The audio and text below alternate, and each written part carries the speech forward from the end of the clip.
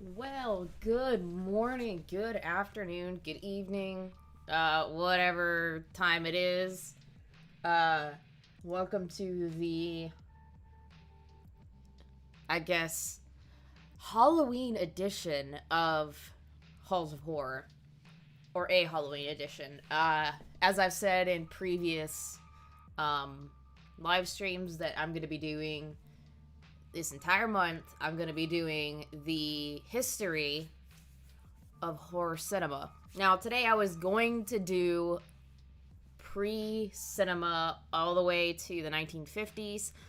Unfortunately, because I had to deal with some really shitty circumstances and an idiot running his car into a power pole last night, I could not finish all of the research that I wanted to do for the 1950s portion, so we're just going to go all the way through the 1940s. Um, I'm just gonna hang out and chill with you guys for a little bit, see if more people are gonna come in. Um, Share the stream out if you can. It's much appreciated either way. I gotta throw this out on Twitter again anyways, seeing as I am running way behind again today. I mean, I'm usually not late, but I was all of a minute late today. Ooh, terrible. The worst. Ooh. But things are pretty much busy with these streams. I normally don't have to do a ton of research on these, but because this subject is a little bit more diverse, I wanted to get as much information as I can for you guys. Oh, I know you're kidding. I'm just fucking around back. I gotta play back, man. I'm not worried. I'm just gonna sit here and drink my hard cider because it's one of those mornings.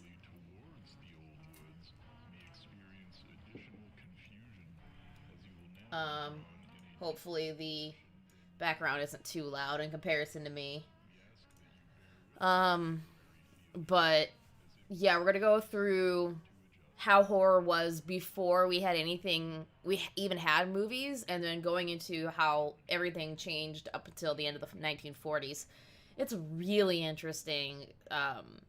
Obviously, I changed what I do to more horror related topics once I started doing the halls of horror.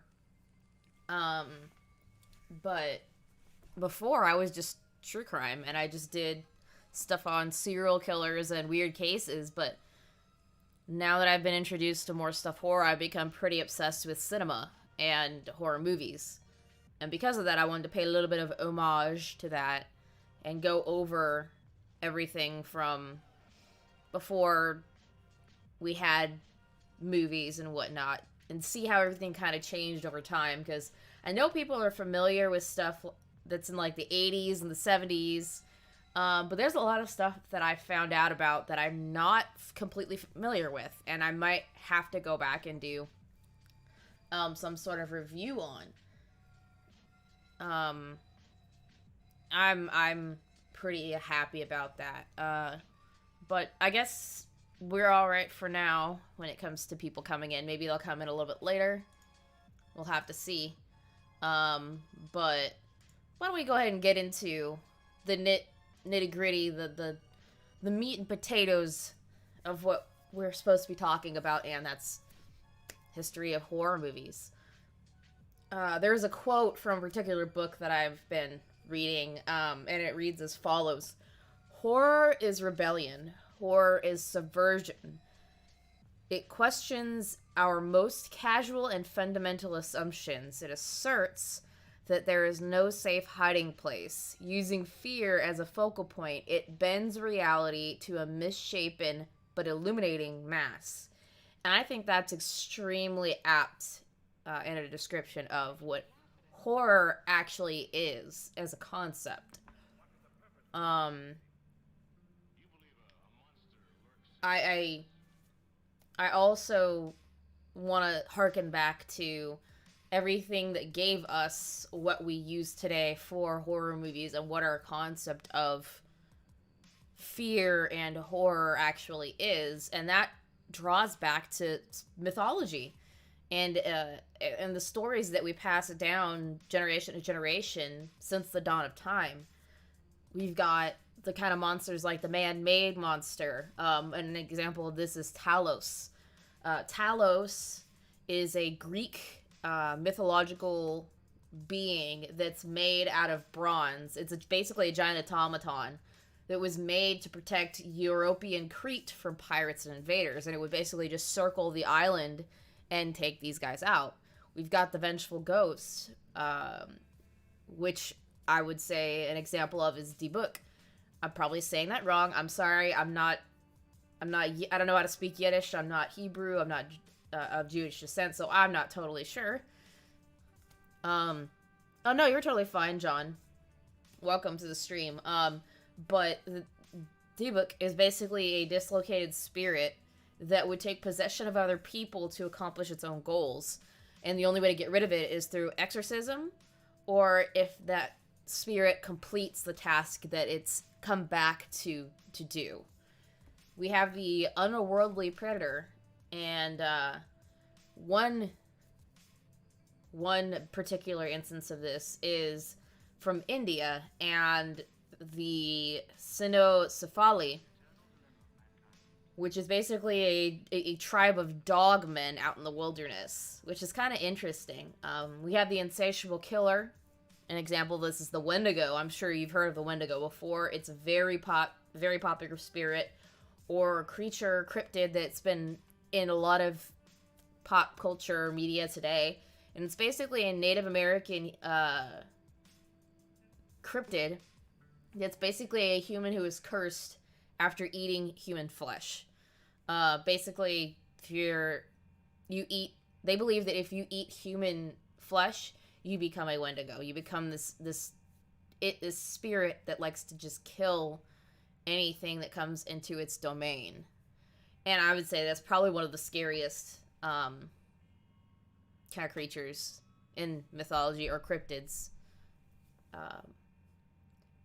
There's the persistent undead, which you could say zombies, but I'm going to go further back and talk about Thanatos, who is the Greco-Roman primordial embodiment of the demise.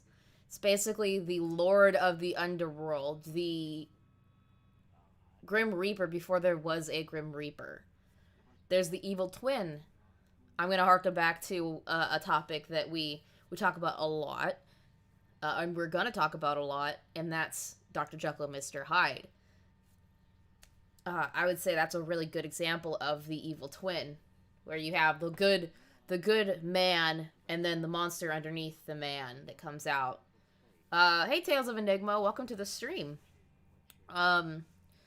And the last kind of creature that is talked about a lot in mythology is the shape-shifting seducer.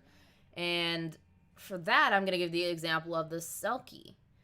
The Selkie is a Celtic creature that that has the skin of a seal and takes the skin off to show a woman, or to go back and forth between a woman or a human being to a seal.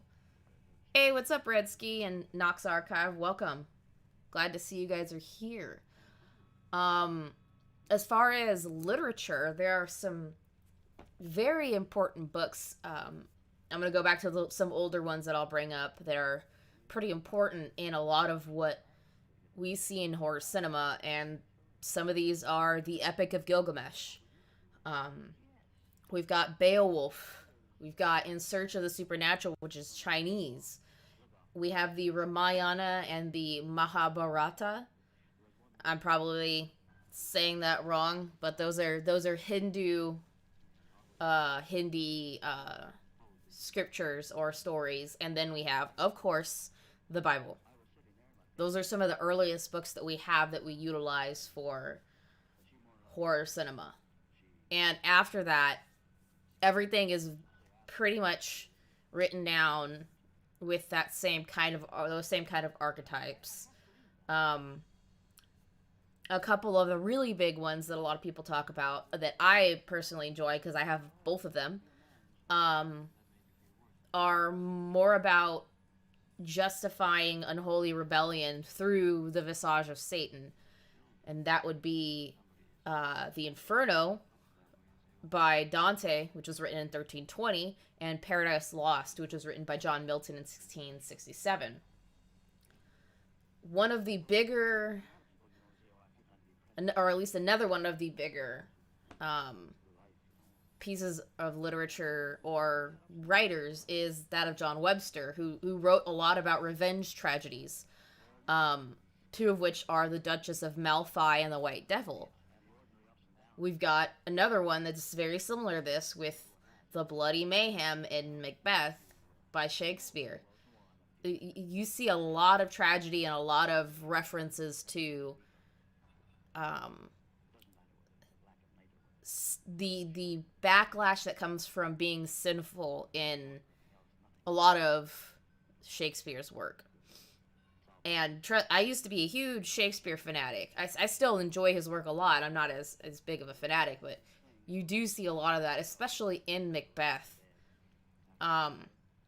You've also got the tales that are of selling one's soul to the devil.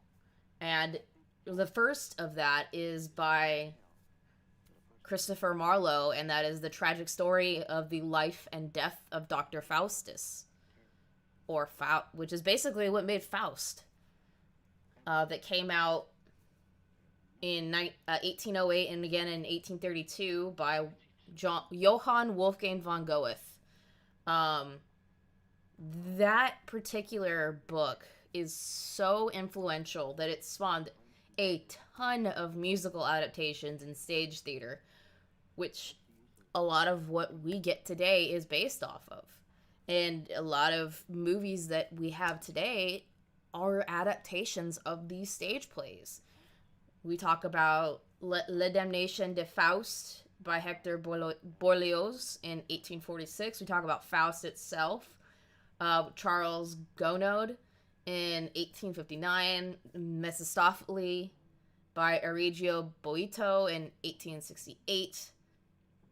And it goes on and on and on and on.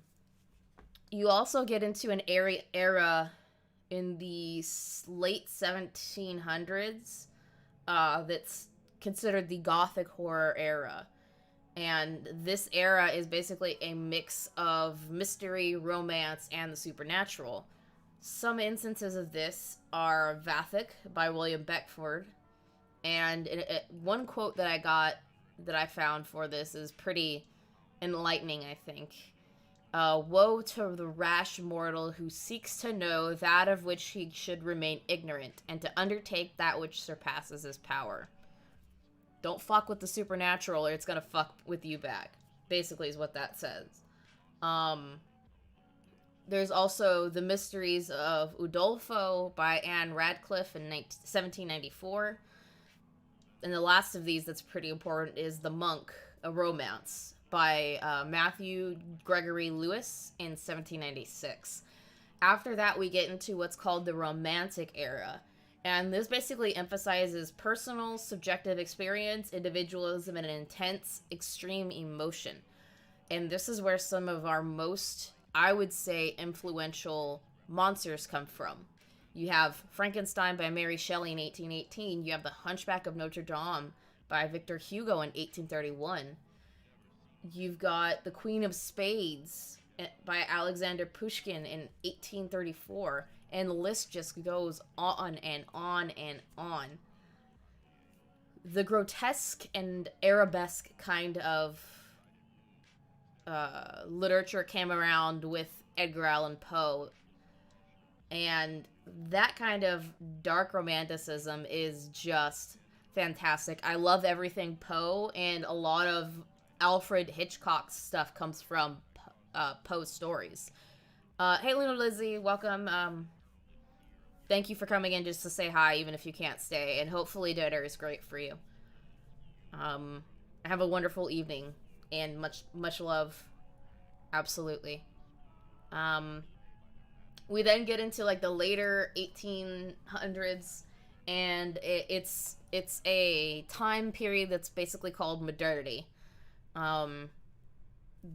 This also comes with what we know of and some of the early depictions of vampires and some really cool like horror characters, like even Sweeney Todd.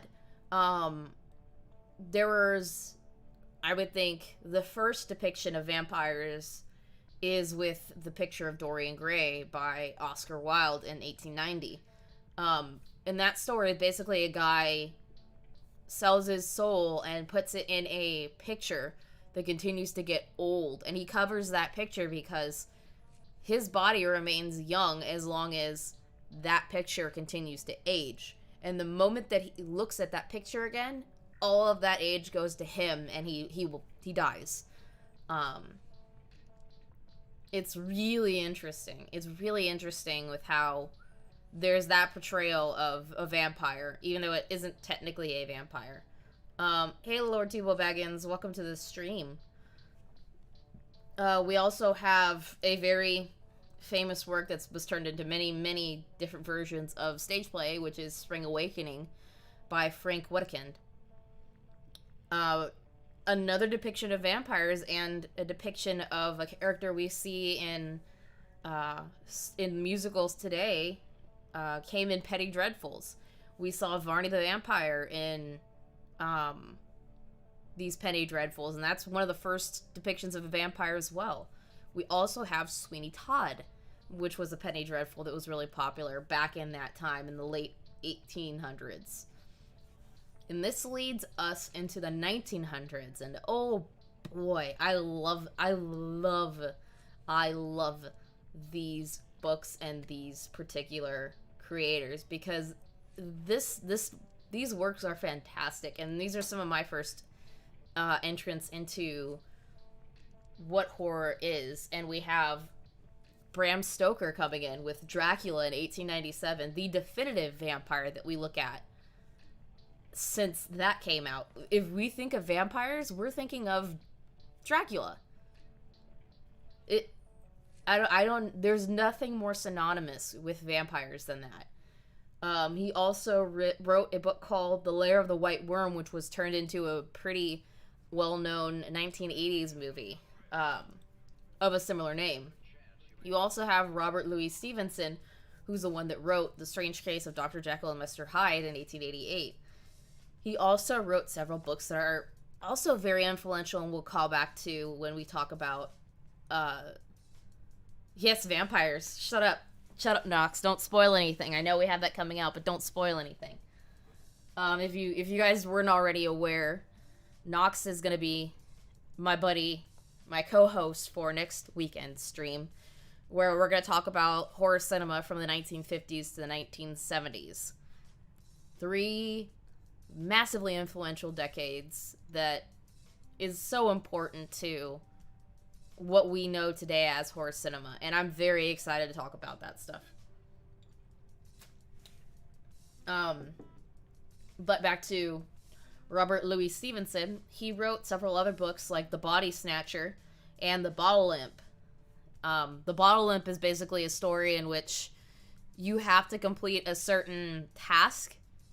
I think in The Body Snatchers, if I remember, or not Body Snatcher, The Bottled Imp, if I'm correct, you get an item and you have to sell that item at a lower price than what you got it for, in order to get this evil spirit to come to get off of your back and keep you from dying. We have the Gothic Tales that came out by Elizabeth Gaskell. It just talks a lot about different creepy tales, like an anthology series that's fantastic. And then you have H.G. Wells with The Island of Moreau and The Invisible Man, which we've seen been done in movies so many times. It's fantastic. Yes, The Picture of Dorian Gray is an amazing book. If you've not read it, get it on an audiobook or read the thing. It is so good. It is some of the best horror cinema that horror literature that I've ever gotten my hands on, that I've had the absolute blessing to read. Some of the more influential adaptations that we have for stage is The Bells by Henry Irving, Dr. Jekyll and Mr. Hyde by Richard Mansfield in 1888. We also have The Prince of Terror by Andrade de Lorde in 1894. And this is where we get to the cinema part. And the very, very first, or at least it's said to be the very first, horror movie is a short called The Haunted Castle or The House of the Devil by George Méliès that came out in 1896. So the first horror classic of all time is this particular one. And it was really interesting in comparison to what you see today because it was basically stage bound with a single camera and it's stop motion for the most part because they didn't know how to use the technology of like quick pictures. Like that's what it was. It was just really quick pictures strung together at first. And this particular movie or short was basically a play on Faust with witches, skeletons, and pitchfork demons. Obviously, Faust is still one of the more prominent horror topics of all time. And you gotta love it for that. And after this, between 1896 and 1929, there were 1,100 plus short films made. And a lot of them were 7 to 8 minutes long, and a lot of them came from Europe up until 1912. Europe was the pioneer, and us Americans did not touch that stuff for a long while. We didn't become the big cheese when it came to that stuff until later in film history. Hey, what's up, Exotic? Welcome. Willkommen. There are a lot of firsts that are important to note when it comes to horror cinema that I definitely have to, have I ever seen, Jans Venkmeyer's Faustum? I have not. There's a lot of horror cinema that I need to catch up on that I really need to watch, and I haven't had a lot of time to do it, but I've got a list of stuff that I need to watch. Oh my god, that list is so damn long, it's ridiculous. But back to the firsts. We have the first female-directed film was Hunchback in 1905 by Alice Guy Black. We've got the first animated horror film, which is The Puppet's Nightmare by Emile Cole in 1908. Our very first Hollywood film is, of all things, Frankenstein, that came out in 1910. And moving picture houses started to open up in 1912 in the U.S. It's Faust, only with stop-motion puppets. Creepy as fuck. That does sound pretty fucking creepy. I'll have to take a look into it. Lord Tebow Baggins. I definitely will have to. Yes, Frankenstein, of course, is the first Hollywood the first Hollywood horror film. And there's nothing more iconic than that.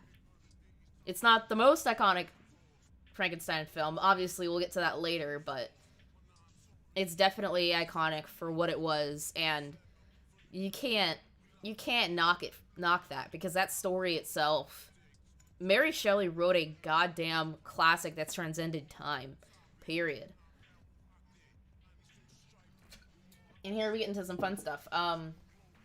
We had the first Lunatics Take Over the Asylum film, and that's Dr. Gordon's System by Maurice Tournier in 1913.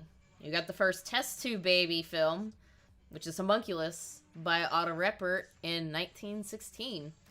And the very first horror film star is German actor Paul Wegener. And this guy became iconic because he was this big 6'6" dude. He was 6 foot 6 inches tall, and he played a lot of like I guess, monster characters, and the biggest one that he ever did was the Golem in a film that was of the same name in 1920, and that was basically the prototype for the Frankenstein monster we know today. Period. This guy was the one that basically gave that type of monster to us. And around that time in the 1920s is when we started to see expressionist style movies, one of which is The Cabinet of Caligari, also a very good movie, if you've never seen it, by Robert Wiene. And it's basically what expressionism is in this time is it's a very stylized, severe, and serious aesthetic that really emphasized abstractions and angles to express off-kilter and intense emotional content. Hey, what's up, Revcast? Welcome. Glad to see you. Glad to see everybody, actually. But that's when the expressionist the expressionist form of filmmaking came out. And then the last first that I'm gonna bring up is the very first vampire film, and that is A Night of Horror, 1917, by Richard Oswald. No, probably not. Probably not Exotic. It's not a horror movie. It's an interesting movie to say the least, but the B movie is not a horror movie. I will keep saying that till the day I die. But A Night of Horror is basically if you've already known already, Nosferatu. That is the original title of the Nosferatu film.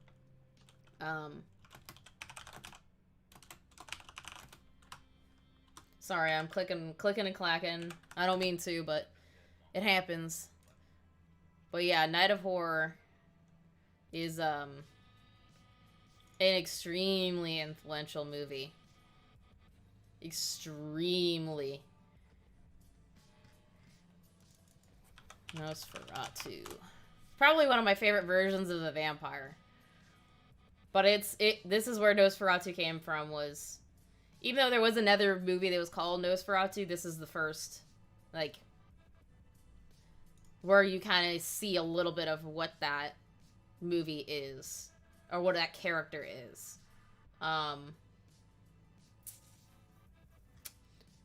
We have, around this time, a bunch of films that... Oh, there's a dislike? I don't give a shit. Let them have it's interaction regardless. It's engagement, I'll take it. I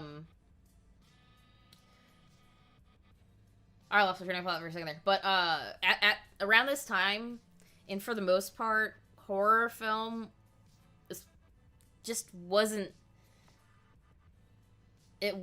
seen as... Yeah, exactly, Revcast. It was based on Dracula, but it wasn't actually Dracula. And because, the wife had to go in and start causing problems, they had to, change it to a different name and whatnot. Hey, Squatch, and I'm a degenerate.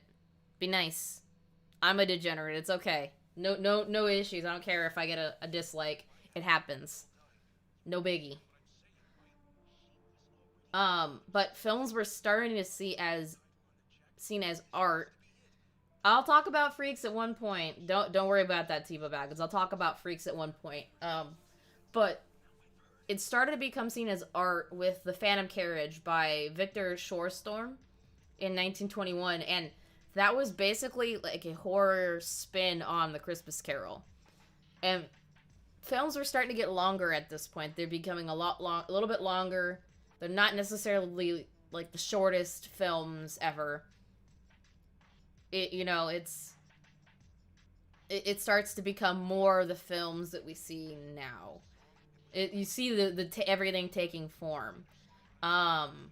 There's also Hacks and Witchcraft Through the Ages by Benjamin Christensen in 1922, which is supposed to be a documentary on the mistaken persecution of witches in the Middle Ages, but because people didn't understand what the concept was, and they just saw it as something grotesque. It was banned for so long, and that's really sad, because I can guarantee you that was probably a really good film to watch. Another that really forced itself into the forefront as art is A Page of Madness in 1926, which is basically a Japanese film by Tenosuke Kinugasa and Yasunari Kawabata. One of the first big Japanese horror films to come out. The last, and obviously a Poe story, it just corroborates how Edgar Allan Poe is so influential, is The Fall of the House of Usher by John Epstein in 1928, which took a surrealist sort of spin on Poe's story.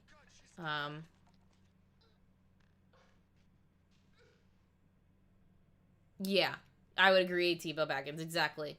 I think it's the old black and white film that really adds to the horror, and the scratchiness of it makes for a sinister aesthetic. I absolutely agree. I wouldn't say they're the scariest movies, but you can appreciate what they had to do to make it scary at that time. You can appreciate that this is what they saw as terrifying back then. And around this time, a lot of the more important films that came out came from Germany, of all places. Came from Germany. One of these is Fritz Lang and his film Destiny, which is basically a short story of, or is it not short story, is a story of a woman who demands her lover back from death. And when she does that, she gets 3 different inset story results. And you basically, it's like an anthology. You get 3 different outcomes. None of them are good. The people what they want. Sensation. Shock. Send them out in the I'm letting Vincent talk. I love Vincent's voice. Thank you, Fizzy40 Car for following. I appreciate that, or subbing. I very much appreciate this support. Fritz Lang, absolutely one of the most influential, along with the other 2 that I'll talk about later. I think he did do Metropolis, but the one that was the most influential was Destiny, because it basically was the big influence of Hitchcock and Buñuel films later on. It also was basically the basis for Douglas Fairbanks Senior's version in Thief of Baghdad. He basically made Thief of Baghdad using the stuff that Fritz Lang came up with and put out in this particular movie. Another one, Horns is the greatest horror movie in recent years. It's a good one, but I wish I could swim with the dolphins. Yeah, I know, I'm gonna hate myself forever for making that joke, but it's still fucking funny. It's not as funny as my single furries joke, but still a pretty funny joke. Yeah, anything that Fritz Lang did was ahead of its time.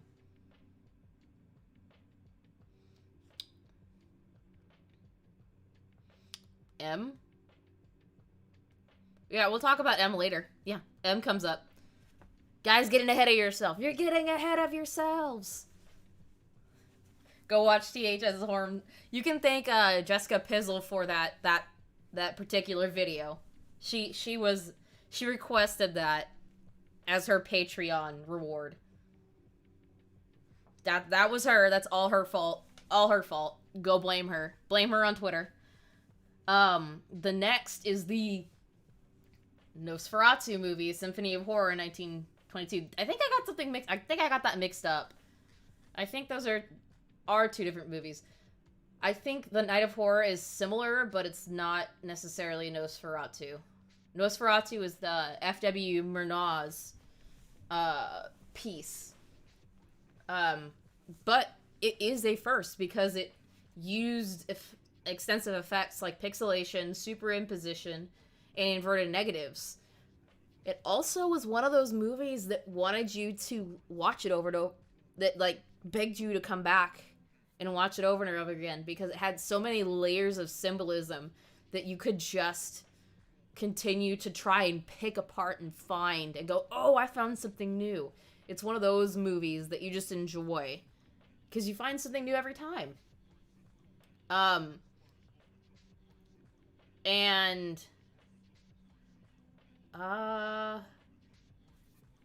Eventually, F.W. Murnau also creates the definitive edition of Goethe's Faust in 1926.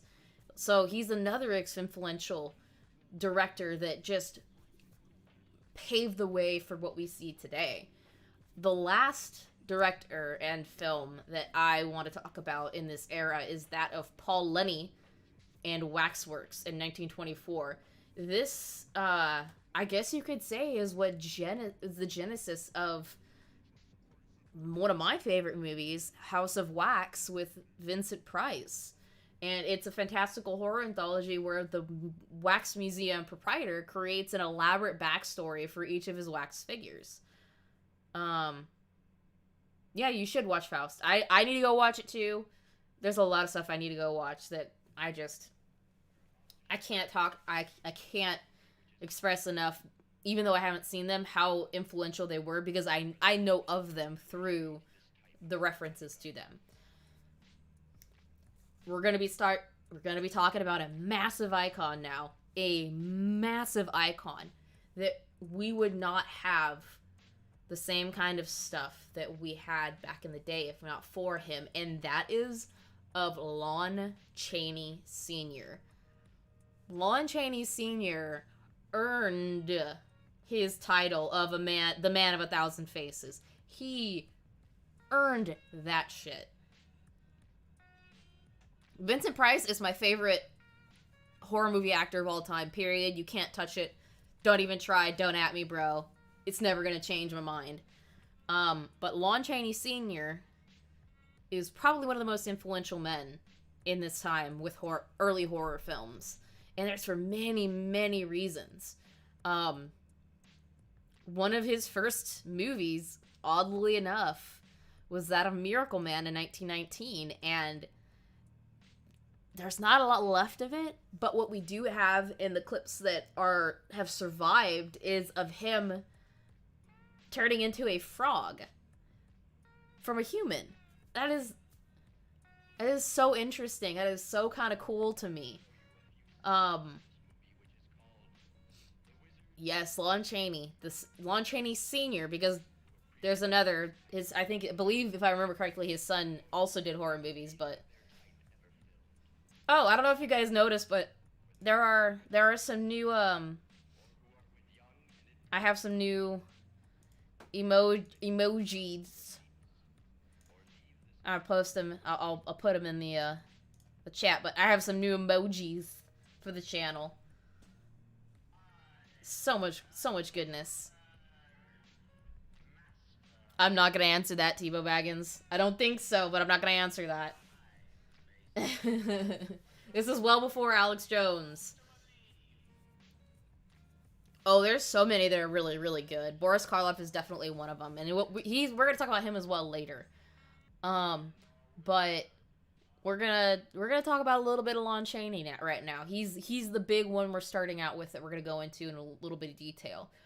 But he really earned the name the Man of 1,000 Faces after playing a particular character named Blizzard in The Penalty in 1920. He basically plays a legless arch criminal, and the name is Blizzard. The name of the character is fucking Blizzard. That's so fucking weird. And also in 1920, he's in a movie called Outside the Law where he kills himself. He plays two different characters and kills himself. That's so damn funny. At least to me. There's also a quote that I found from Lon Chaney that tells me everything I need to know and respects me more, or makes me respect him more. And it's this. It was not merely the applying of grease, paint, and putty noses to the face, but mental makeup as well. Grotesqueries as such do not attract me. It is vivid characterizations for which I strive. So he doesn't want to just scare you with the different facial expressions and the different costumes that he puts on. He wants you to be scared of the character itself. Exactly, he is one of the first method actors, if not the first method actor. And that's fantastic. It's beautiful to see. He also plays dual roles once again in A Blind Bargain in 1922, where he's both the scientist and the hunchback half-ape assistant. Like, this guy could do anything. Anything and everything. He was Quasimodo in The Hunchback of Notre Dame in 1923. And that film itself was the reason that Universal Studios became what it is. If it was not for Hunchback of Notre Dame and Lon Chaney Senior's part as Quasimodo in it, we wouldn't have Universal Studios. We wouldn't have a lot of the films that we have today. We just wouldn't. It wouldn't be what it is. And my favorite role for him, obviously, is that of Eric, or the Phantom, from The Phantom of the Opera in 1925. Obviously. I love that movie so much. I used him as part of the thumbnail for this particular stream. Because what he does, and what he did in that film is just amazing. Period. I'm gonna fangirl all day long about it. What was also pretty interesting is that it had 17 minutes of primitive color footage. And this movie influenced one of my favorite musicals of all time, The Phantom of the Opera by Andrew Lloyd Webber. If it wasn't for this movie, I wouldn't have that. I probably wouldn't love musicals as much as I do. We will go over those monsters, Revcast. You bet your butt. And I think that's a great tattoo. The Universal horror monsters are absolutely fantastic. Sorry. Excuse me. It was after Phantom of the Opera and after leaving Universal that Chaney kind of met up with somebody he worked with a couple times before. Didn't do too much, but he met up with Todd Browning in 1927. And that's also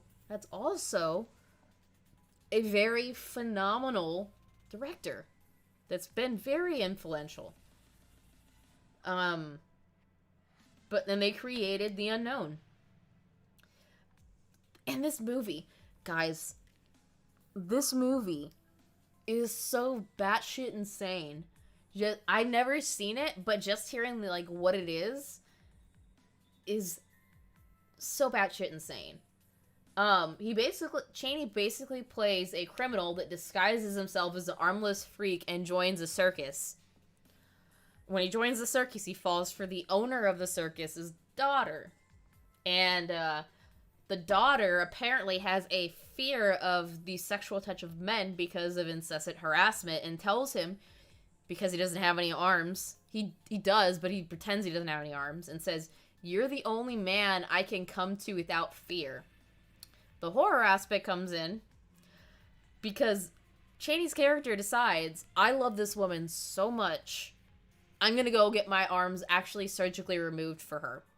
He goes and does that, recovers, and comes back to find that she'd married the fucking strongman. Homeboy got cucked. Homeboy got seriously cucked. And decides, I'm gonna get revenge. And that's basically the story of The Unknown. I have to go watch this at some point just to be like, what the fuck is this?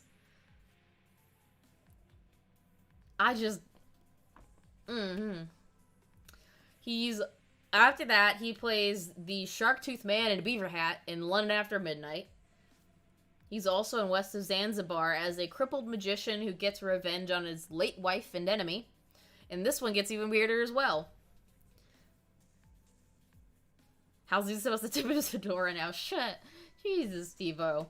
Jesus, TiVo. And this one's just as weird, because dude gets revenge on them by taking their only daughter and raising them in a brothel to get revenge, only to find out that the kid is his the whole time. Holy shit. Like, just reading about the unknown and west of Zanzibar alone has me going, what the ever-loving fuck were these guys on when they thought of these? What kind of drugs were they on exactly? Exotic drugs. Like, drugs. Jerry. Yeah, exactly. It's just like, what in the ever-loving fuck is going on? Oh, what a twist. Good job, Dad. You raised your daughter in a fucking brothel as a whore. Good job. Good job. He also has his wife, his in-movie ex-wife killed by a trained gorilla in Where East is West in 1929. And unfortunately, after this is when they started to do a lot of the talkies, is what they called back then. They used to do a lot of talkies, and because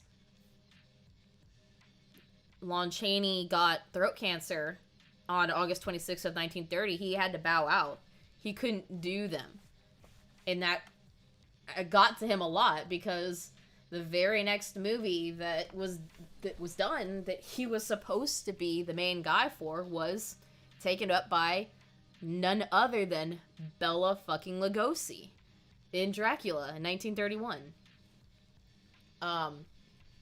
And here comes the movie that y'all were asking about earlier, without Chaney.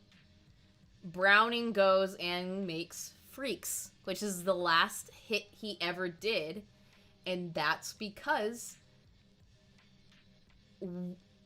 Freaks itself was one of the first instances of body horror, and it was also one of the first, even though it was done well. Yes, we know Bela Lugosi is dead, but Chaney's pretty upset that Bela Lugosi got his part, man. And unfortunately, though, Freaks started the exploitation film trend that a lot of people do not enjoy. I'm not a fanatic of it either. But Freaks basically ends his career, Browning's career, because a woman at one of the viewings threatened to sue MGM because she said watching that movie made her miscarry. And that basically fucked up his entire career after that. He couldn't do what he did before. And unfortunately, that was the end of like a little bit of an era. Now, we're gonna backtrack a little bit. We're gonna go back a little bit and talk about how Universal started and how all that, the Universal monsters began. Universal Studios was initially owned by, owned and created by a man named Carl Laemmle. I don't know how to pronounce that. In 1914. And he started doing horror with Hunchback of Notre Dame. That started it. And after that, it started a trend with Dracula. And with Dracula, we gotta talk about Bela Lugosi. We gotta talk about Bela Lugosi, because that guy was just as fucking fantastic as Boris Karloff and Lon Chaney. Period. He obviously was Dracula, which was a pretty out there but good horror movie that I definitely enjoy. And then he started doing other films like Dr. Miracle and the Murders of Rue Morgue in 1932 by Rob Florey. He was the Haitian voodoo master in White Zombie by Victor Halperin in 1932. He was the Sayer in Island of Lost Souls, which is an adaptation by Earl C. Kenton in 1932. And I would say one of the last big movies that he did that's also extremely influential is when he played Dr. Vita's Vertigost in The Black Cat by Edgar Ulmer in 1934. We also gotta take a little bit of a throwback to The Invisible Man, because it was pretty inventive how they went about making him an Invisible Man. What they basically did was dress and wrap the guy in black velvet and stick him up against a black wall, so that or a black background, so he looked invisible. You couldn't see him when he moved around. That's what they used back then, before they had, CGI. And, oh boy, here we go. Yes, Boris Karloff time. We gotta talk about Boris Karloff if we're gonna talk about movie monsters. And, of course, he started his big trend of being a fantastic fucking actor as Frankenstein's monster in Frankenstein in 1931.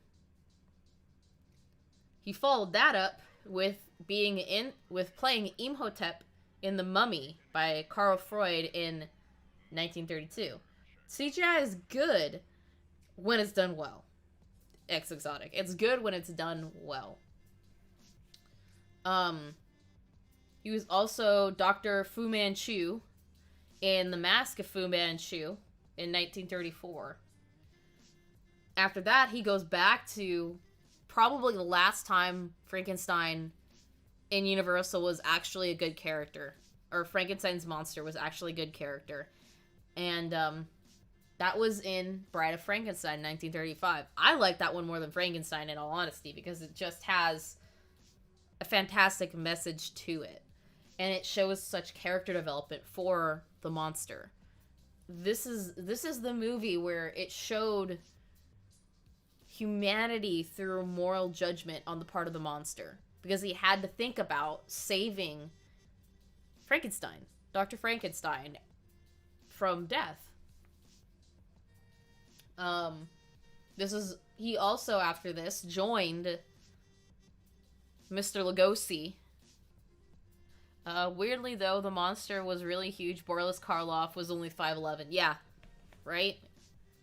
I mean, the original one was 6'6", because we talked about that one, the Golem, but he took a lot of inspiration from that character. And a lot of people were pretty short back then anyway, so 5'11" was tall at that time.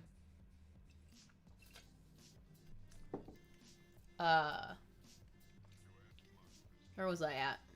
Oh, he joins Bela Lugosi in The Black Cat as Hjalmar Polzig? I don't know how to pronounce that. That's a really weird name. At 6'7" in modern height. Yeah, pretty much.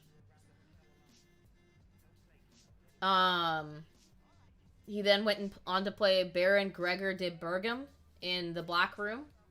He was Dr. Janus Rook in The Invisible Ray. He was Dr. Loris in The Man Who Changed His Mind, which was the beginning of the Man Who, saga. There was, 4 different films that he played different doctors, different psychotic doctors in. And you gotta love him for that.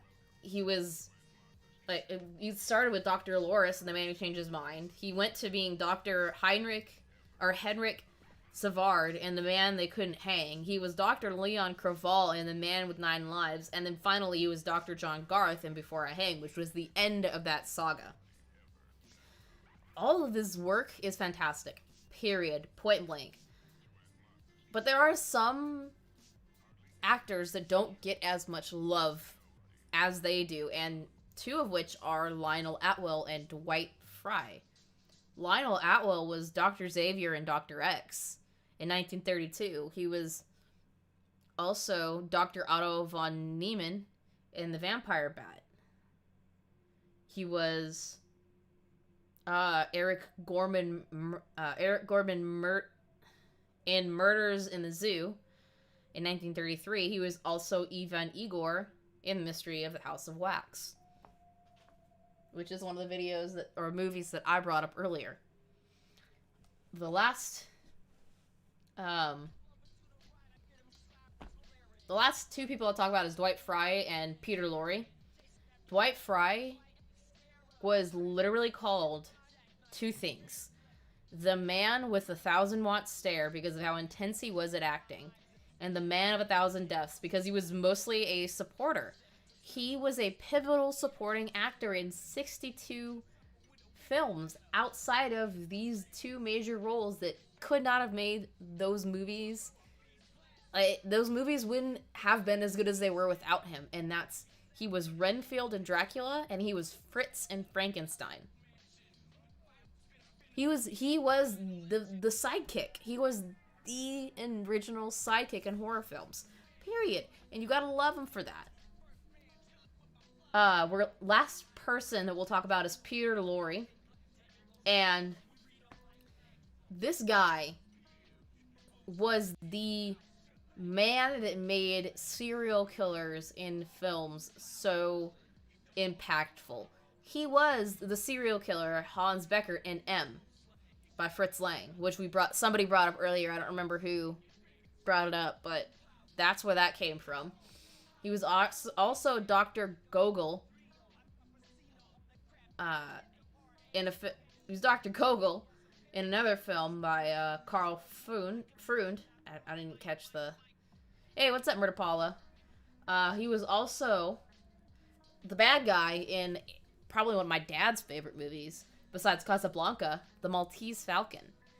Dude was a fantastic bad guy, a fantastic criminal bad guy. There were also three big I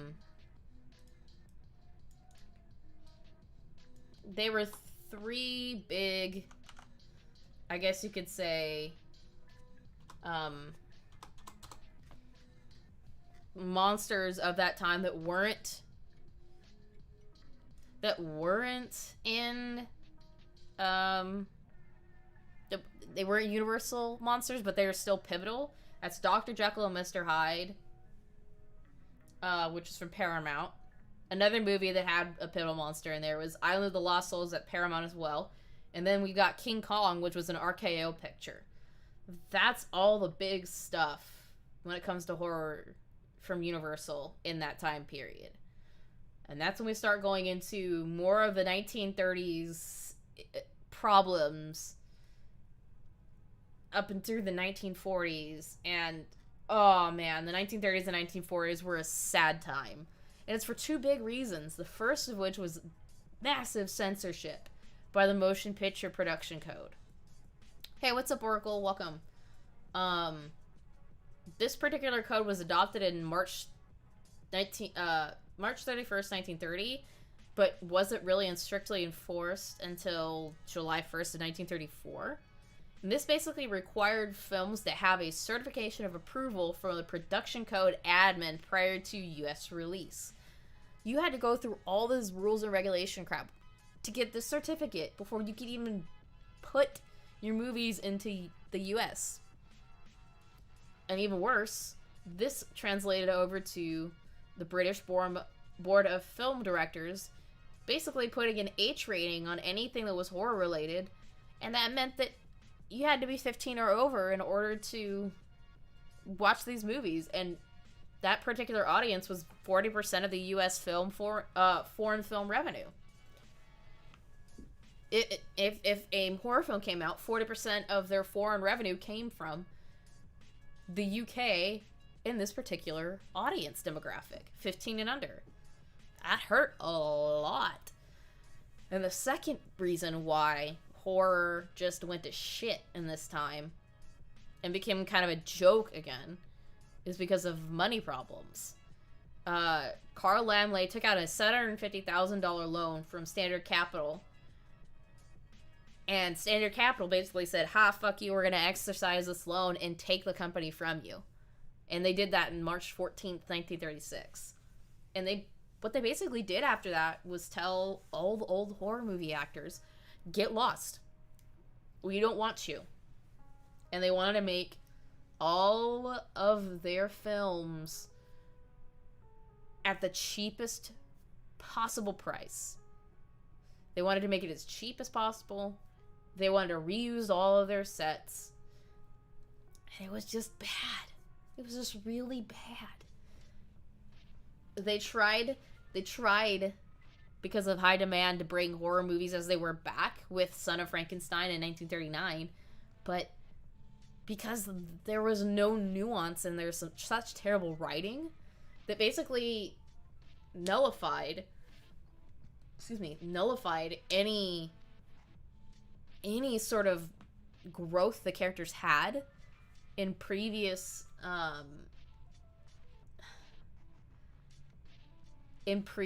movies. It just came off as crap. And the final blow to that particular genre in this time was The Mummy's Hand. And it basically, what it did was it reused really bad sets from other bad movies and completely nuked the mummy as a monster. Completely nuked it. It was not its own person. It was completely under the control of other characters. It was not the same. And that told executives, fuck this shit. We're not doing this anymore. There's no reason.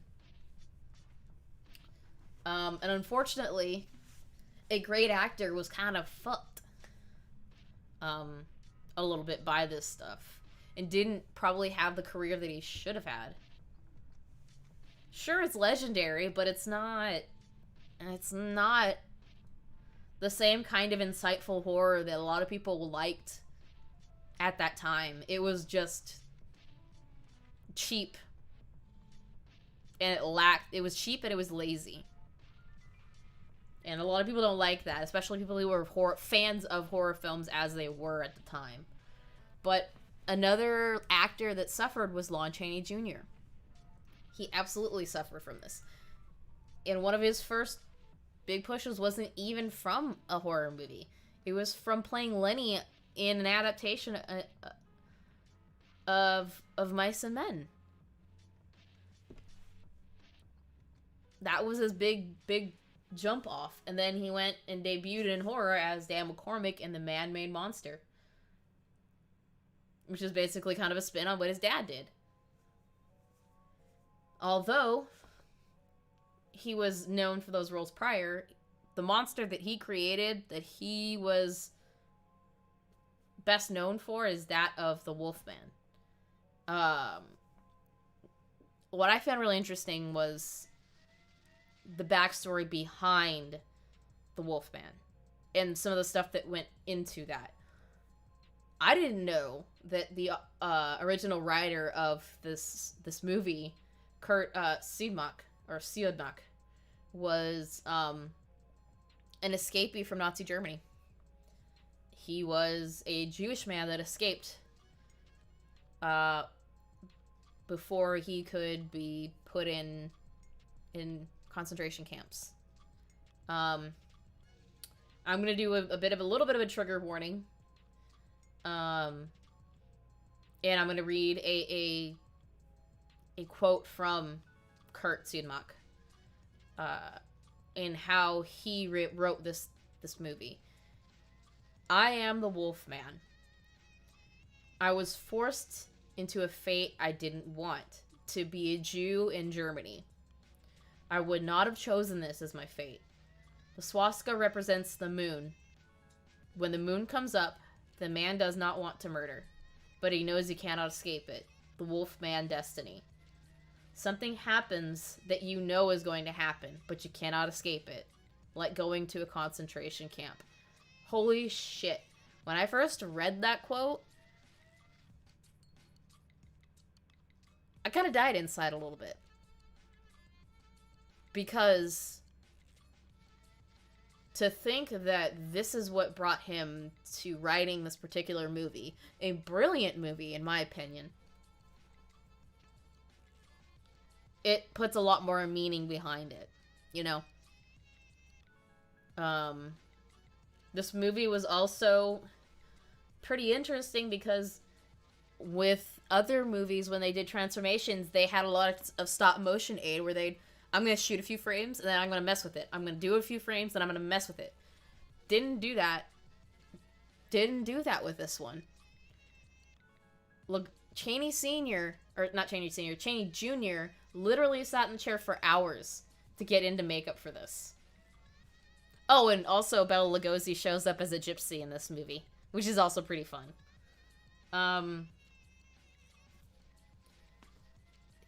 Chaney steps into the feet of his father and the shoes of his father and plays the monster in The Ghost of Frankenstein, which was really bad. He also plays the mummy in The Mummy's Tomb, which was not very good at all. He plays Count Dracula in The Son of Dracula. And then he does a series of 6 films for a guy named Reginald Le Bourg. And all these films, from what I've read, are actually pretty good, but they're very low budget. And I guess that makes it a little bit better, because of how low budget it is. And these movies are the following. He played Mark Steele in Calling Dr. Death. He played Norman Reed in Weird Woman. He played Dave Stewart in Dead Man's Eyes. He was Alex Krieger in The Frozen Ghost. He was Jeff Carter in Strange Confession. And finally, he was Wayne Fletcher in The Pillow of Death. Now, this is also around the time when we get our first Scream Queens. And I'm pretty sure y'all love a good Scream Queen. I mean, Jamie Lee Curtis is probably one of the most iconic Scream Queens of all time. And her predecessors came from this era. Because you have Fay Wray and King Kong. You've got Evelyn Ankers in The Wolfman. You've got Anne Gwynn from Black Friday and House of Frankenstein. You've got Aquanetta as the Ape Woman in Captive Wild Woman and Jungle Woman. How could you ask for more? But 1945 was basically the close and the bow out of the original Universal monster movies as of The House of Frankenstein. And we're going to go into our last little section here, and that's Gaslight Films. Gaslight Films are basically, they're American-made films based on the viewpoint of Victorian-era England, where a lot of scholars would suggest that it was kind of like they saw these people as weird, like their social superiors in like a weird way. At this time, they still looked at Victorian England in this wonderful light of this is what we like to see ourselves as. You see that in The Picture of Dorian Gray in 1945 by Albert Lewin, and you see it in The Undying Monster by John Bram. In this era, there's one particular guy, I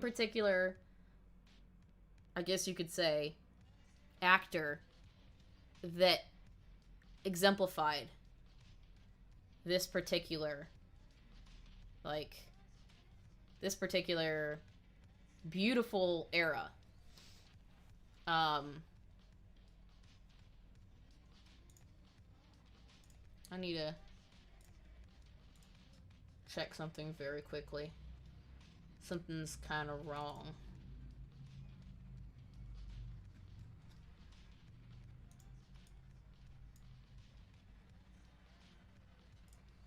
I had to check something. I may be losing my mind, but I may have lost some of my notes for this. Possibly. Yeah, I did. Oh, that's bullshit.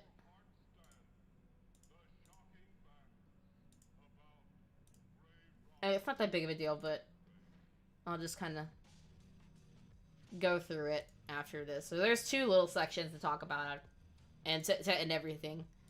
But Laird Krieger was the guy in this particular kind of films because he played characters that were just so out there, so like,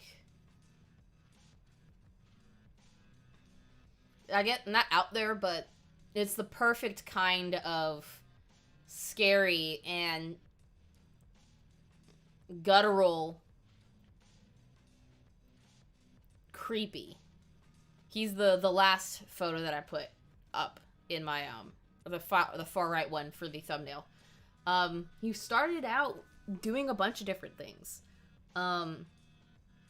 He was comedic in his role as Sir Francis Chesney in Charlie's Aunt in 1941, and then he went on to like first start doing like more creepy roles is when he played the Satanic His Excellency in Heaven Can Wait in 1943, and then the first of his two big roles came in 1944 when he played Mr. Slade in The Lodger.